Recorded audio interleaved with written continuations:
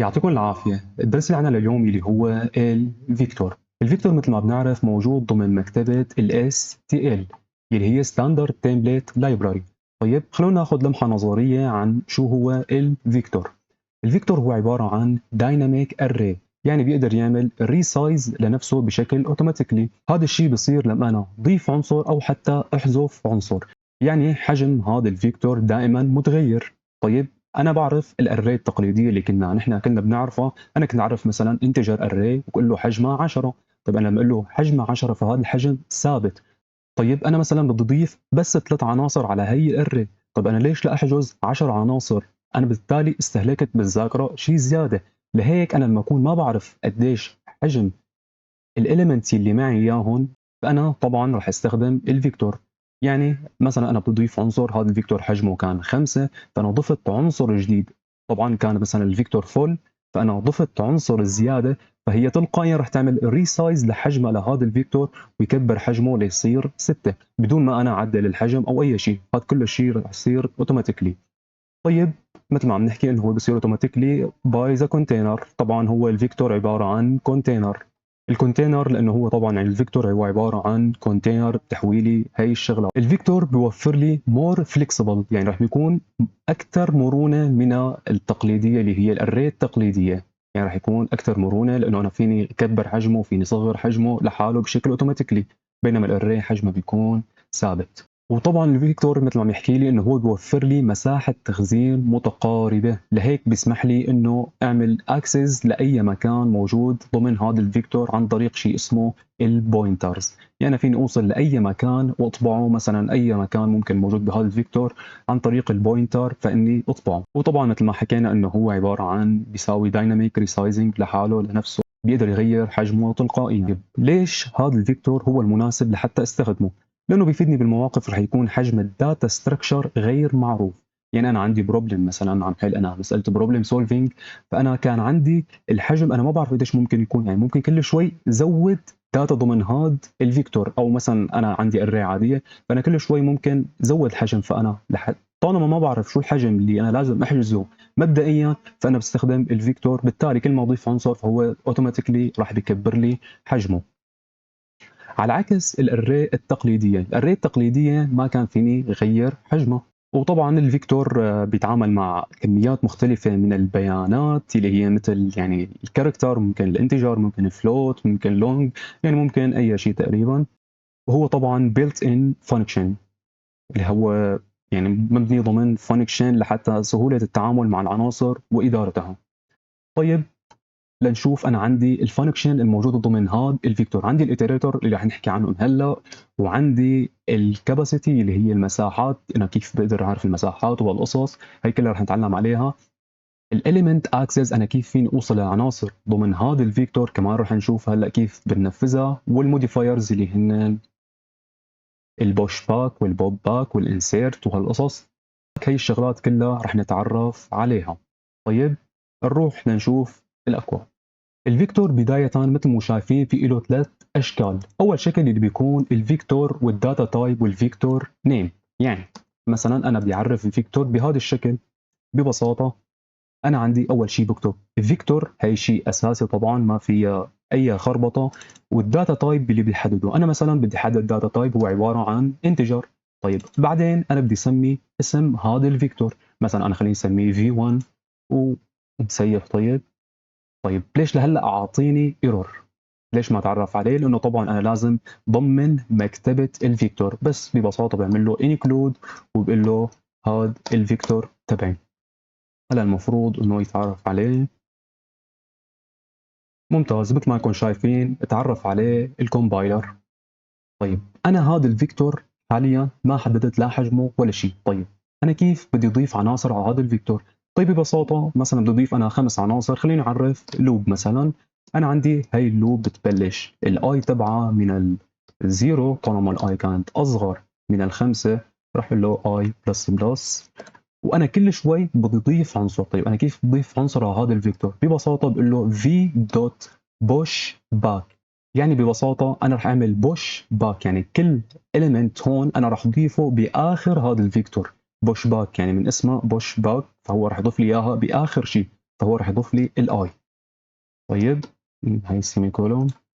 طيب يعني اول شيء مثلا الصفر، فضاف الصفر، انا عندي ضاف الصفر، بعدين رجع شاف بوش باك للواحد. طيب الواحد وين بده يضيفه اخر شيء، رجع عاد اللوب فصار عندي الاي 2 راح يضيف 2. ممتاز. طيب انا كيف بدي اطبع هاي العناصر الموجوده ضمن هذا الفيكتور لاتاكد انه صحيح انضافت؟ ببساطه راح اعرف اوتو. طيب انا بالعاده بمشي مثلا بدك تحكوا لي بما انه انتجر، فانا فيني امشي ببساطه على الاي تساوي الصفر طالما اقدر من الخمسه وانا اطبع العناصر ببساطه. لكن طيب انا لنفرض ما دخلت العناصر، يعني ما بعرف شو فيه هذا الفيكتور، انا هلا بعرف انه فيه 5 عناصر. طيب لنفرض ما بعرف قديش فيه هذا الفيكتور، لهيك انا رح اقول له اوتو الاي تساوي ال V1 اللي هو اسم هذا الفيكتور اللي احنا سميناه دوت begin، اللي هي بدايته لهذا الفيكتور، هي فانكشن موجوده ضمن هذا الفيكتور. فراح اقول له طالما الاي كانت بتساوي، يعني هي حتبلش الاي تساوي بدايته لهذا الفيكتور، طالما الاي لا تساوي ال V1 اللي هو الاسم هذا الفيكتور دوت end، وطبعا قوسين لانه هي عباره عن فانكشن، فانا راح اقول له اي بلس بلس. طيب انا بهالحاله راح مر على كل العناصر الموجوده ضمن هذا الفيكتور وراح اقول له سي اوت للاي. صحيح؟ صحيح. طيب اعطاني ايرور. انا عم بتعامل مع فيكتور، انا لما اتعامل مع فيكتور ما فيني اوصل للاليمنت مباشره مثل ما متعودين مثلا مع الاري. هون لازم اعرف شيء اسمه اتيريتور، اللي هي عباره عن فيني اوصل لهم بالنجمه. النجمه بصير فيها توصل لي للعنصر الموجود ضمن هي الاي. يعني مثلا شو هو هي الاي مثلا اللي هي بالموقع صفر، ففي بقلبها صفر، بعدين رح يطبع لي بقلب الموقع واحد في واحد. طيب نجرب نعمل رن للكود مثلا. المفروض تطبع لي العناصر من الصفر للأربعة. ممتاز. صفر واحد اثنين ثلاثة أربعة. يعني بس ببساطة مثلا بعد بيناتهم. ممتاز. طبع لي العناصر اللي أنا دخلتها على هذا الفيكتور. يعني أنا هلا تعرفت على البيجن اللي هي بترجع لي على أول عنصر، والإند تعرفناها. طيب انا في عندي كمان iterator اللي هي الري بيجن اللي هي بتعمل لي ريفيرس بيجن، يعني بتعمل لي معكوس. يعني مثلا البيجن لحالها بتجيب لي اول عنصر اللي هي بدايه هذا الفيكتور. طيب الري بيجن بتجيب لي اخر عنصر، فانا لما بضطر امشي على الفيكتور بالعكس فانا بقول له فور الاوتو راح اقول له الاي تساوي الري بيجن اللي هي بتبلش من اخر عنصر، طالما ما لا تساوي الاي طالما الاي لا تساوي الري اند اللي هي البدايه صارت، يعني انعكست الامور. الكباسيتي اللي عم نحكي عليهم هلا بدنا نشوف السايز والماكس سايز والكباسيتي. خلونا نشوفهم. خلونا نشيل هذا الكلام. مثلا انا ما بدي ادخل عناصر بهي الطريقه، انا بدي اعرف هذا الشكل. هذا الشكل راح بيكون عندي كالاتي. انا عندي عنصر اول، عنصر ثاني، عنصر ثالث. نوع الداتا تايب هو عباره عن انتجر. ممتاز. طيب انا حاليا بدي اعرف، خلونا نسميه طبعا، خلينا نقول له v1 مثلا. طيب انا بدي اعرف قديش فيه هذا الفيكتور، فانا ببساطه بقول له v1 دوت سايز. طبعا ما ننسى اذا بدي اشوفها بدي اقول له سي اوت. والسايز طبعا نسينا الاقواس تبعه، فهلا المفروض يطبع لي 1 2 3، فهو الحجم عباره عن 3 ببساطه. طيب لو بدي اشوف الكباسيتي، الكباسيتي اللي هي قديش مساحته لهذا. طيب رح تقولوا لي شو بيختلف السايز عن الكباسيتي؟ السايز هو كم عنصر موجود ضمن هذا الفيكتور، بينما الكباسيتي فانا عندي الكباسيتي مثلا عندي حاجز 10 لهذا الفيكتور، فهو رح يطبع لي 10 محجوزين. ما راح بينما السايز بيطبع لي كم عنصر موجود ضمن هذا الفيكتور. طيب هلا المفروض اكيد يطبع لي كمان 3. ممتاز. طيب انا لو بدي اضيف عنصر على هذا الفيكتور، يعني بدي اقول له v1 دوت push back. push back مثل ما تعلمنا انه هو بيضيفه اخر شيء، انا بدي اضيف اخر شيء 5. طيب يا ترى قديش الممكن؟ هلا السايز طبعا راح بتكون عباره عن صارت 1 2 3 4، راح يصيروا 4 عناصر. ممتاز، 4 عناصر. طيب الكباسيتي راح تقولوا لي كمان نفس الشيء لازم تكون. طيب بدنا نجرب. اها، ليش طبع لي 6 يا ترى؟ طبع لي 6 لانه الفيكتور فينا نقول انه هو عباره عن شخص ذكي مثلا، او هو مثلا شيء ذكي، يعني بيقدر يفهم وقت انا اضيف له عنصر جديد هو راح يحجز لي لقدام. كيف يعني لقدام؟ يعني راح يحجز لي اماكن فاضيه لقدام، يعني مشان انا ضفت عنصر ثاني، فانا لما اضيف عنصر ثاني هو ما راح يضطر يرجع يحجز، فهو حجز لي سلفا اول مره، يعني خلاني مكان زياده للعنصر اذا بيضيف شيء زياده. هذا الشيء طبعا بسرعه. طيب مثلا لو بدي اعمل له ران لساته 6. طيب هلا لو بضيف عنصر اكيد ما راح يصيروا 7 لانه بده يحجز لي كمان كميه لقدام. طيب نعمل له ران. تمام. بده طبع لي 6. ليش؟ لانه هن 3 عناصر وهي 3 عناصر فهن 6، فهو هلا حد الان الكباسيتي واصله فول تقريبا. هلا لما بضيف عنصر جديد فطبعا الكباسيتي بدها تحجز لي لقدام، يعني ما راح يطبع لي هلا 7، راح يطبع لي اكثر من 7، طبع لي 12 لما حجز لي لقدام عناصر. طيب ممتاز. حكينا نحن عن السايز وحكينا عن الكباسيتي، بدنا نحكي هلا عن الماكس سايز وعن الري سايز والامبتي والشرينك تو فيت. طيب نشوف شو هو الماكس سايز. انا ببساطه رح اقول له الماكس سايز اللي ممكن يتحمله هذا الفيكتور. نشوف شو رح يطبع لي، بس خلونا نوضح العباره اكثر. انا رح اقول له ماكس سايز. في عندي قوس زايد، عندي القوس ناقص. ران. طبع لي رقم جدا ضخم اللي هو قديش ممكن يتحمل هذا الفيكتور. والريسايز اللي حكينا عنه مثلا انا بدي له v1 دوت الريسايز، عفوا الريسايز بدي اقول له هي الريسايز بدي اياها تكون 2. طيب شو يعني هذا الحكي؟ انا بدي اطبع. طيب هلا السايز تبع هذا الفيكتور مثلا نعمل له رن، او بلا الماكس بس مشان التوضيح نعمل رن كود. طبع لي 2. طب كيف صار السايز 2 وانا ضايف هون عندي 3 وهي 4 5 6 7 عناصر عندي؟ كيف طبع لي 2؟ انا عملت له لانه هون الريسايز للاثنين، يعني صغر لي حجم هذا الفيكتور لحد ما صار 2 وكب باقي العناصر. ممتاز. طيب انا هلا خلصت من هدول، ضل عندي الامبتي اللي هي بتشوف لي اذا كانت هي الكونتينر فاضيه اما لا، هي بترجع لي ترو او فولس. انا لما بختبر اذا هذا الفيكتور كان فاضي ولا لا هو بيرجع لي ترو اور فولس. طيب الشرينك تو فيت اللي هي عباره عن بتقلل لي الكباسيتي. الكباسيتي مثل ما تعودنا نحن انه عم تحجز لي دائما بكل مره تضيف عنصر بتحجز لي مكان لقدام كرمال ما ترجع كل مره تعمل حجم اضافي. طيب انا اذا بدي حل هي المشكله، انا ما بدي اياه والله كل ما اضيف عنصر يحجز لي لقدام زياده، انا ما بدي اياه يستهلك لي زياده. فانا ببساطه بعطيه هي الشرينك تو فيت، فهي بتقلص لي الحجم هذا الكباسيتي للحجم الطبيعي اللي بيكون نفس السايز. الاليمنت اكسس اللي هي انا كيف فيني اوصل لاي عنصر، فهي عندي فرونت وفي عندي الباك. طيب خلونا نشوف شو هن. والريفرنس اوبريتور اللي هي انا كيف فيني اوصل لاي عنصر ضمن هذا الفيكتور. نمسح هدول. مثلا انا بدي اوصل والله للعنصر اللي هو الاندكس تبعه، مثلا انا بدي اوصل للعنصر 3 اللي هي 0 1 2 اللي هي 2، الاندكس تبعه عباره عن 2. فرح اقول له اندكس هي الاندكس اللي هو 2، فهو هي 0 هي الواحد هي الاثنين، المفروض يطبع لي الثلاثه.